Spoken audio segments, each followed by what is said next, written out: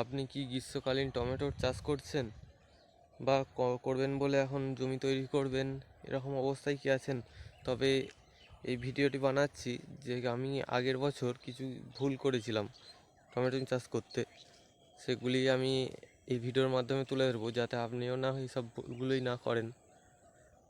তো প্রথমে থেকে 3-4টি ভুল আমি করেছিলাম আগের বছর, সেগুলো আমি পার্ট পার্ট করে বলছি, যেটা আপনিও যদি না করেন তো আপনারও খুবই উপকার আসবে।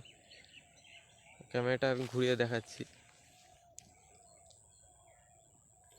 এখানে যে জমিটি দেখছেন বা অর্থাৎ আমি এই যে জায়গাটাই দেখছেন, এখানটা আমি এই গ্রীষ্মকালীন টমেটোর চাষটা করব। তো এখানে দেখুন পাশ দিয়ে নালা চলে গেছে, এরকম একটি হালকা উঁচু জমি আছে এটা।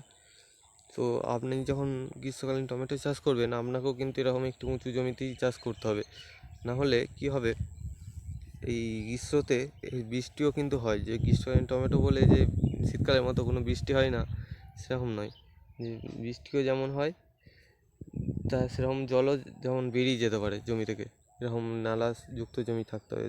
তার পাশেই টমেটোর এই গ্রীষ্মকালীন টমেটোর চাষটা করতে হবে যাতে সমস্ত জল বেরিয়ে যায়।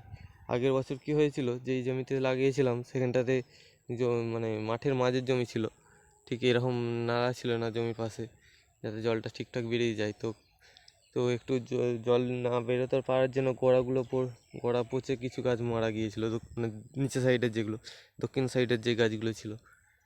তো এটি যদি করেন ঠিকঠাক এরকম একটি উঁচু জমিতে, আপনাদেরও একটু উঁচু জমিতেই চাষটা করবেন, পাশে যেমন লেদা থাকে। 2 নম্বর যে ভুলটা, এই জমিটা যখন তৈরি করা হবে তার আগে তো জমি হয়তো ঘাস বেরিয়েছিল, হয়তো সেগুলিকে মারার জন্য ওই রাউন্ড আপ সিস্টেমিক যে ঘাস মারার ওষুধগুলো হয় এইগুলো ব্যবহার করেছিলাম আগের বছর। কিছুটা জায়গা, কিছুটা তো এমনি ভালো ছিল, ঘাস বেরোয়নি সেই জমিটাতে। তো সেখানটা ব্যবহার করা হয়নি, যতটাই ব্যবহার করা হয়েছিল ততটা জায়গাতেই ঘাসগুলো ততটা জায়গার গাছগুলো গোড়াগুলো তাড়াতাড়ি পচে মারা গিয়েছিল বৃষ্টিটা হওয়ার পর। তাতে বুঝতে পারছেন তাহলে আর কি হলো, যদি ওই ঘাস মারা আগে ব্যবহার করার কারণে যদি গাছই মারা গেল। তো তাই বলছি যে ঘাস যদি যদি ঘাস মারার দরকার হয় এটি আগে চাষ দিয়ে দিবেন, দিয়ে ঘাস মেরে দেবেন।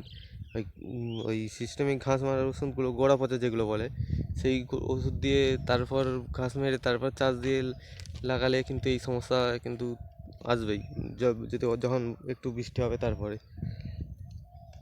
আর 3 নম্বর যে ভুলটা করেছিলাম আগের বছর, আপনার অবস্থা কি এই গ্রীষ্মকালীন টমেটো যে চাষ হবে তার তো মাচা হবে, মাচা করতে হয়। তো আপনার হাওয়াটা কোন দিকে আসা যাওয়া করে সেটা একটু বুঝতে হবে। যেমন এই পাশেই যে একটা জমিতে করেছিলাম উত্তর দক্ষিণে এই দিকে, আর এই জমিটা করছি যে এই বছর এটা পূর্বে পশ্চিমে লাইনগুলো করে এর মাঝে যে ওই এইরকম এখানে 2টো করে গাছ হবে, আর এই সোজাসুজি এই লালা করে দেওয়া হবে, এরকম করে লাগানোটা হবে। তো এতে সুবিধা হচ্ছে,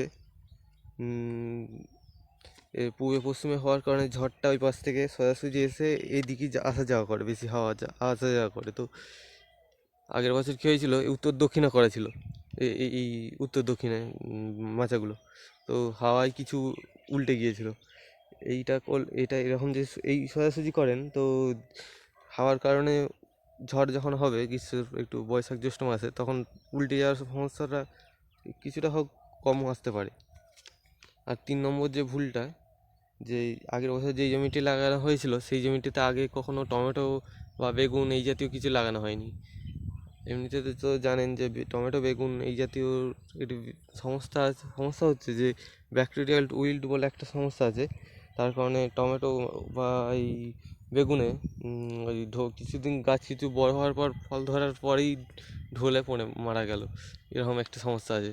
তো সেই জমিটার মধ্যে ওরকম একটি সমস্যা ছিল, কারণ আগে তো কখনো ওই জমিটার প্রথমবারই ওই টমেটো লাগানো হয়েছে, তার আগে ওই আলু আর ধানই লাগানো হতো শুধুমাত্র, সেই জমিতে লাগিয়েছিলাম। তো তো সেই জমিতে যে ব্যাকটেরিয়াল উইল্টের সমস্যা আছে সেটা তো জানা ছিল না, তো একটু সমস্যা তো আগের বছর হয়েছিল।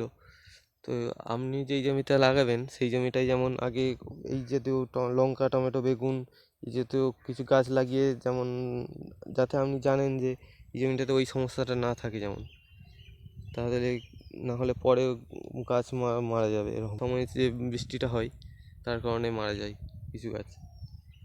তো এই ভিডিওই এই কটা বিষয় আমি তুলে ধরলাম খুব সহজে। তো আপনারাও যদি কোনো কাজে লাগে তো ভিডিওটাই লাইক করবেন। এরকম ভিডিও পাওয়ার জন্য চ্যানেলটাকে সাবস্ক্রাইব করে রাখুন।